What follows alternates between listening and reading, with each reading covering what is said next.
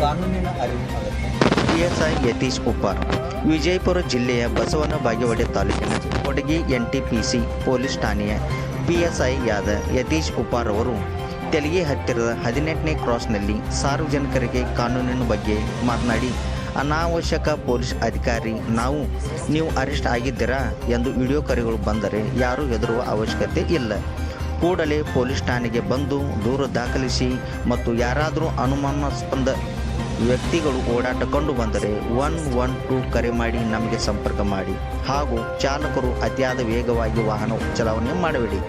ಎಲ್ಲರೂ ಕಡ್ಡಾಯವಾಗಿ ಹೆಲ್ಮೆಟ್ ಧರಿಸಿ ಹಾಗೂ ಸಂಬಂಧಿಸಿದ ದಾಖಲೆಗಳನ್ನು ಇಟ್ಟುಕೊಂಡು ಪ್ರಯಾಣ ಬೆಳೆಸಿ ಎಂದು ಸಂಚಾರಿಗಳಿಗೆ ಹಾಗೂ ಅಲ್ಲಿನ ಸಾರ್ವಜನಿಕರಿಗೆ ತಿಳಿ ಹೇಳಿದರು.